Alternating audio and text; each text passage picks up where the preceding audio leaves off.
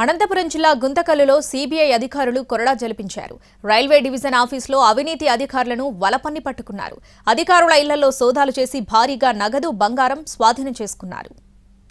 Railway division ఆఫీసులో CBI దాడులు సంచలనం సృష్టిస్తున్నాయి. కాంట్రాక్టర్ల నుంచి లంచం తీసుకుంటున్న రైల్వే అధికారులను రెడ్ హ్యాండెడ్ గా పట్టుకున్నారు. డీఎఫ్ఎం ప్రదీప్ బాబు, ఓఎస్ బాలాజీ సహా సీనియర్ అసిస్టెంట్లతో సంబంధమున్న డీఆర్ఎం వినీత్ సింగ్ ను అరెస్టు చేశారు. చిత్తూరు జిల్లా పీలేరు వద్ద కాంట్రాక్టర్లు సత్యనారాయణ, రమేష్ రెడ్డి ఆధ్వర్యంలో 120 కోట్ల రూపాయల విలువైన బ్రిడ్జ్ నిర్మాణ పనులు జరుగుతున్నాయి.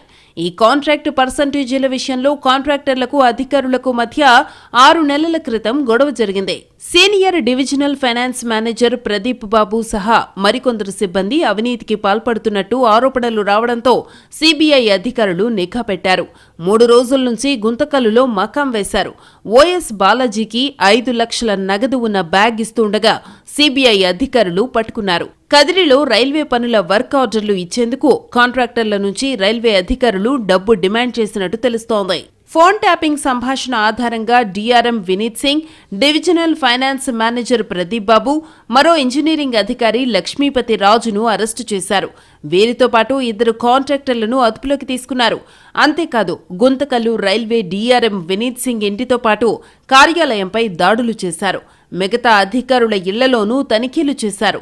ఈ సోదాల్లో భారీగా బంగారం, నగదు పట్టుబడిందే. ఈ కాంట్రాక్టు పనుల్లో ప్రమేయమున్న సీనియర్ డివిజనల్ ఇంజనీరు అక్కిరెడ్డిని సికింద్రాబాద్లో అదుపులోకి తీసుకున్నారు. గతంలో ఇతడు గుంతకల్లులో పనిచేసి బదిలీపై సికింద్రాబాద్కు వెళ్లాడు. అరెస్టైన అధికారులకు సీబీఐ కోర్టు 14 రోజుల పాటు రిమాండ్ను విధించింది.